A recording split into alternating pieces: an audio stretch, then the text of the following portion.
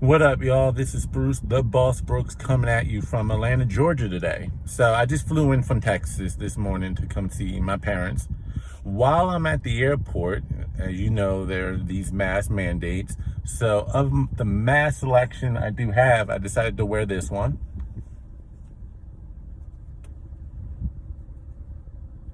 So hopefully, you can see it, right? Wearing a mask is stupid. My form of protest. By the way, you can get masks like these, very creative, great, from libertyjunkies.com. Again, that's libertyjunkies.com. Shout out to Julie Borowski, the Libertarian Movement, and her website, great stuff.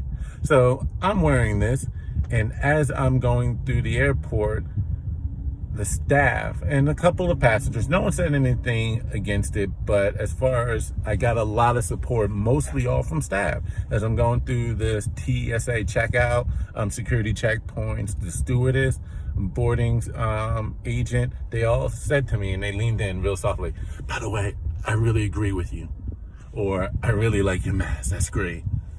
It was just really encouraging to see so many people supporting the message, even though I'm doing it all as both form of protest and in jest, because you got to have fun with this.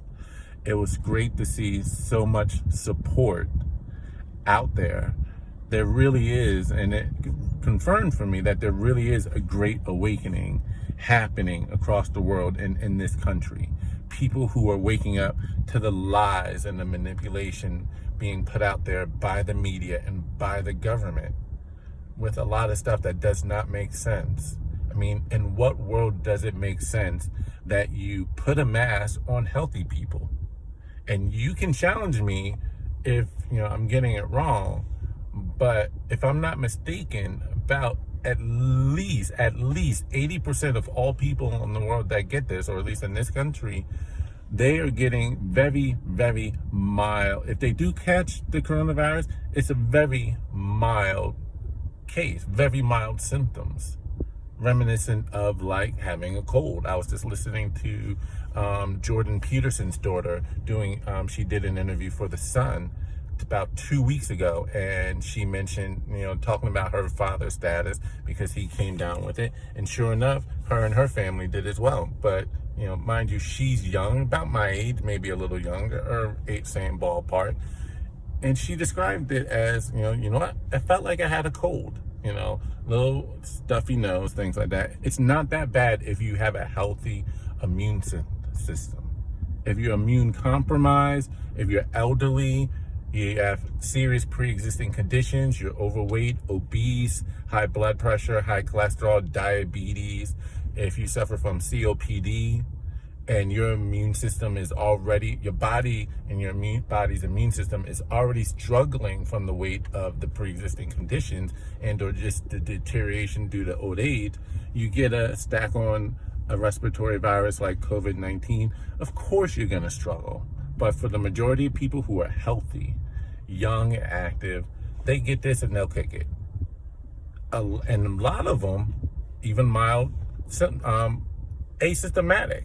I remember back in April, New York did a study of all women coming into the maternity ward to deliver their babies.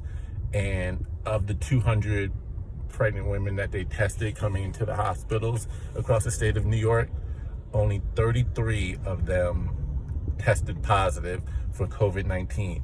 Of that 33, 29 of them were completely asymptomatic. That's 88%. All right?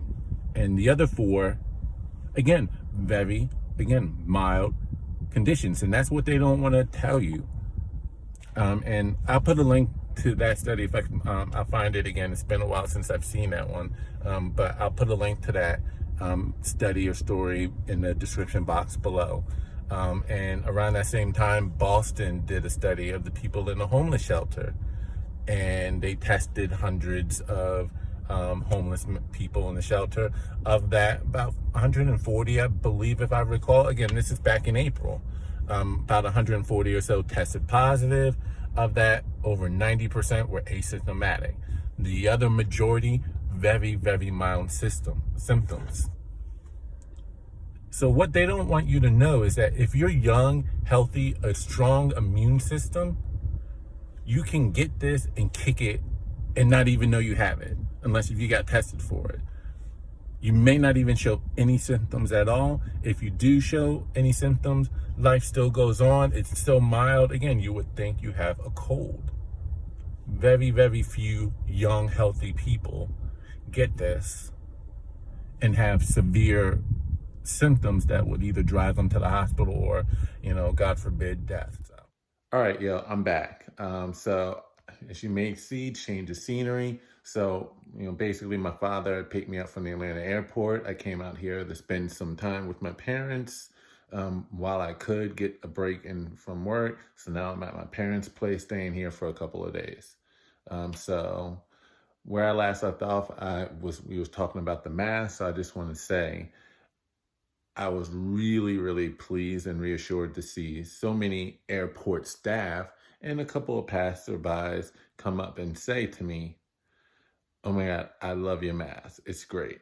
And even, after I made the initial part of the video, the first half, my father and I, before he brought me to the house, we stopped by a Crackle Barrel and got a similar reaction. So it's really reassuring to see that there are so many other people who are not buying into all of the hysteria put out there by the liberal mainstream media and the Democratic Party, and some in the Republican Party who are caving into the fear porn going on.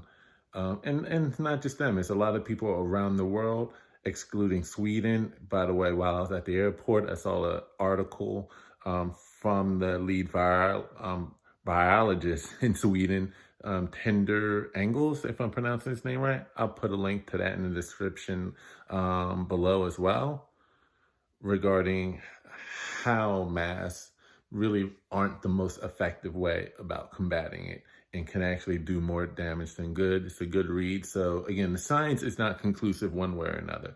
There's some science to both sides of the argument, to wear a mask, to not wear a mask, but it's not conclusive. But you have people in the media pushing so much fear porn out there that they're scaring people literally to death to conform to the mass hysteria.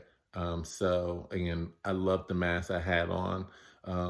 It's my way of protesting or at least letting my voice be heard and known, and speaking up for those who are too afraid to speak up for themselves, to really want to stand out. They're afraid of the retribution they'll get, whether or not they're afraid it's going to affect their job, their loved ones, people not talking to them, or they just don't want to stand out and get that attention. I'll be more than glad to take them bullets for y'all. So again, it's been great talking to y'all. We'll see where we go with this mask mandate. All I gotta say is just, you gotta speak up, let your voice be heard. That's the only way you can get these people off your backs, is if you decide to stand up. Because if you don't fight for what you want, you will mourn for what you lost, to quote Ralph Smart. Another great man you got to listen to. So it's really great. It's really important that you stay vocal, express yourself, fight back. And I will encourage you to also go to the polls, because we are seeing our liberties crushed, our freedom of speech covered up. And we'll see even more of that if you get the Democrats in there with this talk about a national one-size-fits-all mask mandate on everybody. And, don't get me started on what's going on in Miami, parts of Florida, where they're just ticketing everyone who's out in public not wearing a mask, even if they're hundreds of yards away from the nearest person just walking their dog. So I'll probably speak on that on another video. So just want to say to all my people out there who are walking away, fight goes on. Peace.